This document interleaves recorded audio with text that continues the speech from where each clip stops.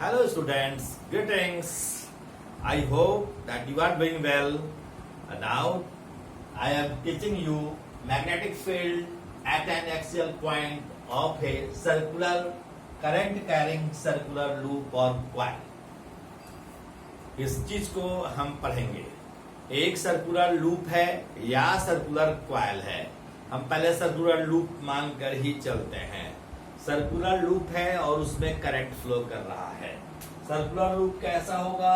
Like this circular loop है और इस लूप में करंट का फ्लो हो रहा है। अब यह लूप सपोज कीजिए कि रखा हुआ है इस तरह से कि इस लूप का प्लेन बोर्ड के प्लेन के परपेंडिकुलर है। अर्थात हम लूप को ऐसे नहीं रखे हैं बल्कि लूप को हम ऐसे रखे हैं और इसमें करंट का फ्लो ऐसे हो रहा है। ऐसे रखे हुए है और यह इसका एक्सिस है, ये इसका एक्सिस है और इसी एक्सियल पॉइंट पर, इसके एक्सिस पर कोई पॉइंट हम पी लिए हैं। इसी पॉइंट पर हमें मैग्नेटिक फील्ड निकालना है इस करंट कैरिंग कॉइल के कारण। सपोज कीजिए कि करंट का डायरेक्शन ऐसे है। डॉटेड लाइन बताता है पीछे वाले पार्ट को और ये बता रहा है आगे वाला पार्ट को। तो हम इसका प्लेन रख रहे हैं बोर्ड के प्लेन के परपेंडिकुलर और हमें निकालना है मैग्नेटिक फील्ड इस पॉइंट पी पर। ओके, तो देखें कि suppose a current carrying loop of radius मान लेते हैं कि a है, of radius a whose plane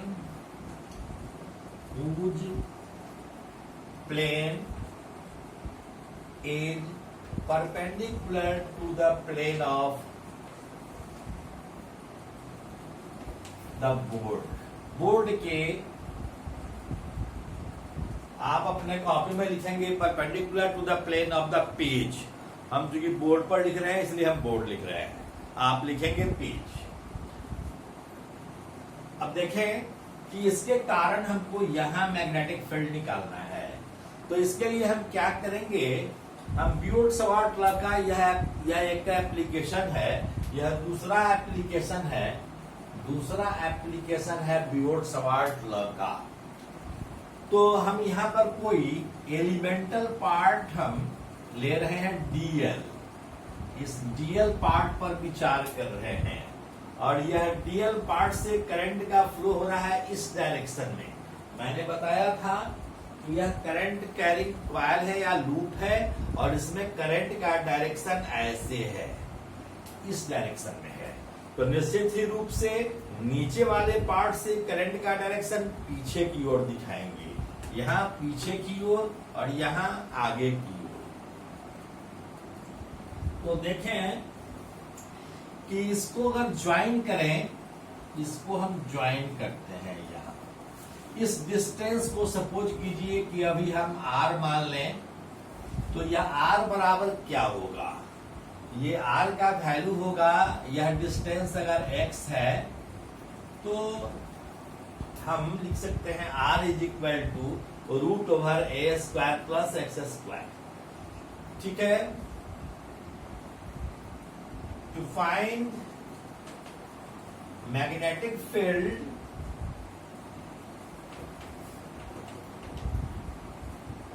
eight p, यानी हम मान ले रहे हैं कि OP is equal to x, we assume a current element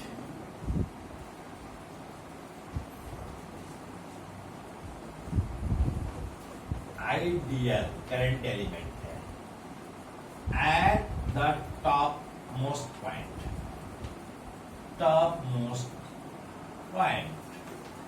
अब बताइए कि यहाँ मैग्नेटिक फील्ड का डायरेक्शन इधर है और पॉइंट P इधर है, तो आप बता सकते हैं कि यहाँ मैग्नेटिक फील्ड का डायरेक्शन क्या होगा।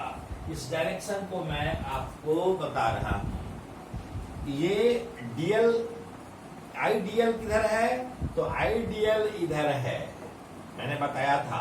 और आर किधर है, आर का डायरेक्शन नीचे की ओर है, पी की ओर है। तो आईडीएल क्रॉस आर करेंगे तो आईडीएल को आर की ओर यदि घुमाएं तो इसका डायरेक्शन किधर होगा, इस डायरेक्शन में होगा, यानी इसके प्लेन के परपेंडिकुलर डायरेक्शन में होगा। इसका मतलब क्या हुआ कि इसके भी परपेंडिकुलर हुआ और इसके भी परपेंडिकुलर हुआ, यानी डायरेक्शन इसका हो जाएगा इसके परपेंडिकुलर डायरेक्शन में। यह डायरेक्शन होगा इस करंट एलिमेंट के कारण मैग्नेटिक फील्ड डीवी का। करंट एलिमेंट के कारण पी पर मैग्नेटिक फील्ड का डायरेक्शन इस डायरेक्शन में होगा। सपोज कीजिए कि यह एंगल थीटा है, इस पर एक परपेंडिकुलर ड्रॉ कीजिए तो यह 90 माइनस थीटा होगा और यह हो जाएगा थीटा। डीवी का डायरेक्शन ऐसे कैसे हुआ, आईडीएल का डायरेक्शन ऐसे है, आर का डायरेक्शन इधर है, आईडीएल क्रॉस आर करेंगे तो आईडीएल क्रॉस आर का डायरेक्शन इधर होगा। आप याद कीजिए right hand palm rule number 2 या फ्लेमिंग्स लेफ्ट हैंड रूल, या आप मैंने बताया था कि आप वेक्टर रूल का प्रयोग कर सकते हैं। आईडीएल क्रॉस आर का डायरेक्शन इधर होगा और इधर होगा तो मतलब इसके भी परपेंडिकुलर होगा, इसके भी परपेंडिकुलर होगा। दोनों के परपेंडिकुलर होने पर पी का डायरेक्शन इधर हुआ और ये इसके परपेंडिकुलर अगर यह डीवी है, यह थीटा है, तो यह 90 माइनस थीटा और यह थीटा होगा। अब देखें कि डीवी के दो कंपोनेंट होंगे, एक कंपोनेंट होगा डीवी कॉस थीटा और दूसरा कंपोनेंट होगा dv sine theta. Dv sine theta, dv sine theta. तो ये दो कंपोनेंट हैं। अब जरा सोचिए कि यदि करंट एलिमेंट हम अगर यहां लिए होते तो यहां मैग्नेटिक फील्ड का डायरेक्शन किधर हो जाता, इस लाइन के परपेंडिकुलर हो जाता, इधर हो जाता। इसके भी दो कंपोनेंट होते, एक कंपोनेंट इधर होता, दूसरा कंपोनेंट इधर होता। तो कहने का मतलब है कि डीवी कॉस थीटा और डीवी कॉस थीटा इधर भी ये दोनों कैंसिल हो जाता, केवल डीवी साइन थीटा रह जाता। इसलिए हम डीवी कॉस थीटा का इंटीग्रेशन नहीं करेंगे या डीवी का इंटीग्रेशन नहीं करेंगे, बल्कि हम डीवी साइन थीटा का इंटीग्रेशन करेंगे पूरे लूप के लिए मैग्नेटिक फील्ड निकालने में। तो हम देखें कि magnetic field at P due to the current element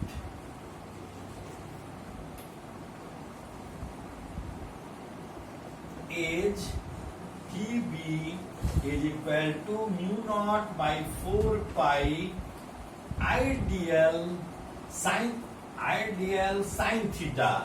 अब मैंने बताया था कि आईडीएल का डायरेक्शन इधर है, आर का डायरेक्शन इधर है, तो आईडीएल और आर के बीच का एंगल है 90 डिग्री। तो साइन थीटा का वैल्यू क्या हो जाएगा, साइन 91। इसलिए आईडीएल इंटू साइन 90 हम लिख रहे हैं divided by idl sine theta divided by r square, यह आर स्क्वायर। तो इसको हम लिख सकते हैं this is equal to mu naught by 4 pi idl divided by r square बराबर है a square plus x square, यह a square plus x square. इस डीवी के दो कंपोनेंट हुए, dv cos theta and dv sine theta. Dv has two components, dv cos theta and dv sin theta। यदि हम नीचे में करंट एलिमेंट लेंगे तो dv cos theta कैंसिल हो जाएगा। If a current element were taken at the bottom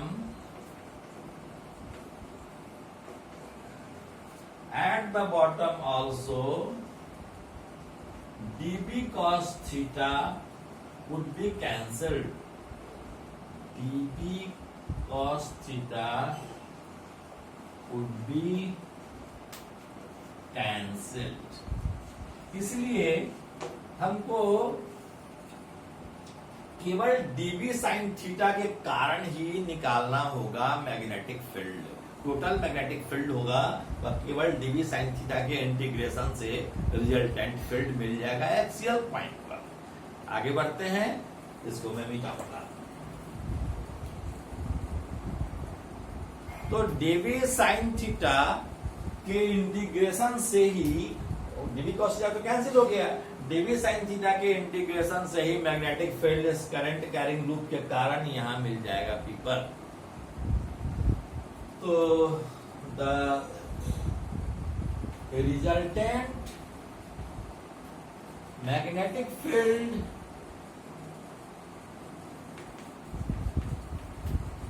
at P due to the current carrying loop is B resultant है, इसलिए हमने BR लिख दिया है, is equal to dB sin theta का integration, dB sin theta का integration कहने का मतलब है dB का वैल्यू दिया हुआ है mu naught by 4 pi ideal a square plus x square into sin theta. Here sin theta is perpendicular by hypotenuse a by a square plus x square का स्क्वायर रूट। यह variable क्या है? यहाँ variable है dl। कहां से कहां तक? l हो सकता है 0 से लेकर 2 पाई a तक है, तो 0 से लेकर 2 पाई a तक के लिए हमने इंटीग्रेट कर दिया। तो दिस इज इक्वल टू, जो कांस्टेंट है इसको बाहर निकाल दे रहा हूं, तो यह हो जाएगा mu naught by 4 pi I a divided by a square plus x square whole to the power 3/2 into dl का इंटीग्रेशन 0 से लेकर 2 पाई a तक।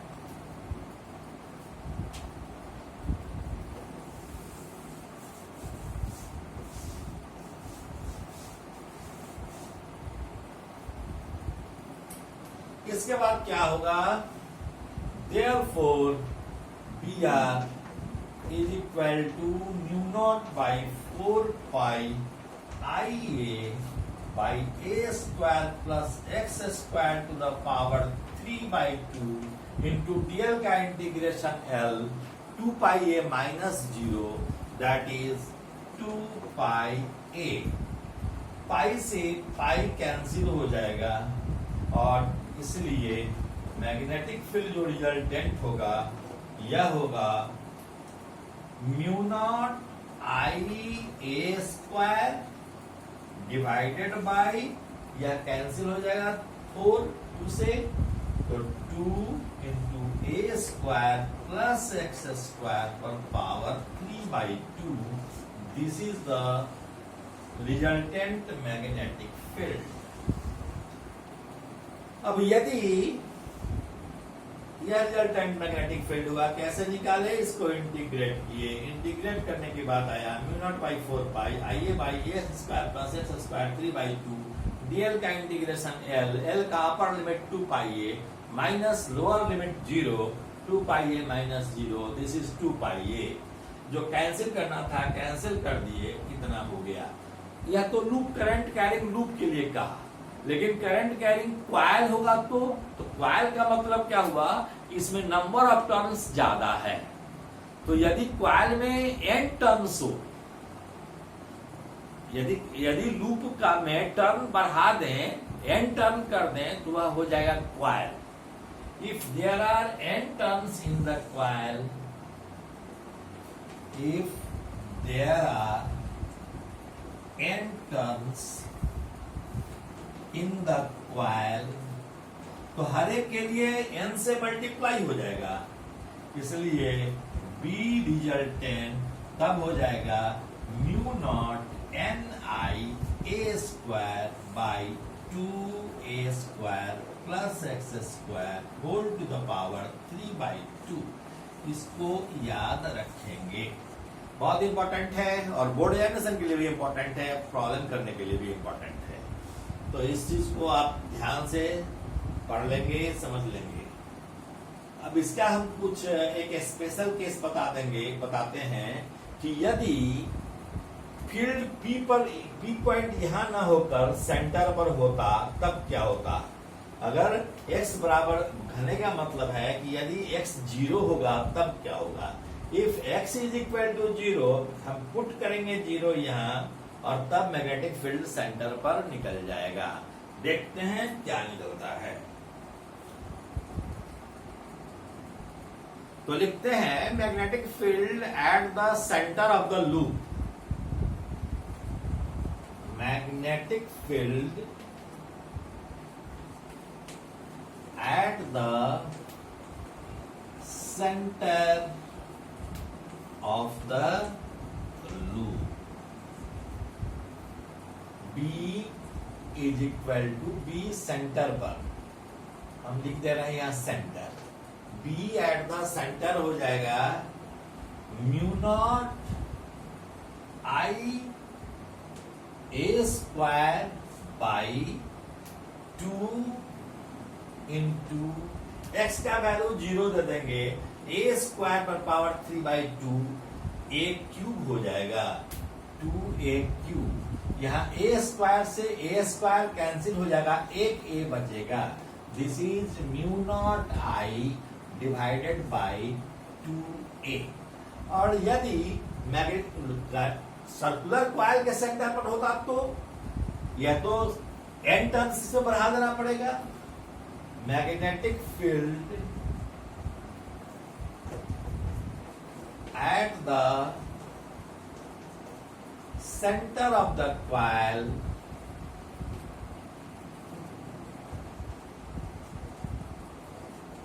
is B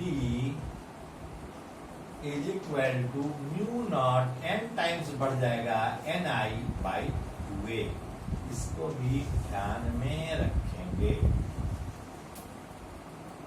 तो इस तरह से हमने आज magnetic field at the axial point of a circular current carrying coil भी पढ़े और सर्कुलर करंट कैरिंग लूप पढ़े और सेंटर पर भी पढ़े। नेक्स्ट क्लास में हम बताएंगे magnetic field inside a current carrying solenoid का केस के लिए इंतजार कीजिए। Thank you very much.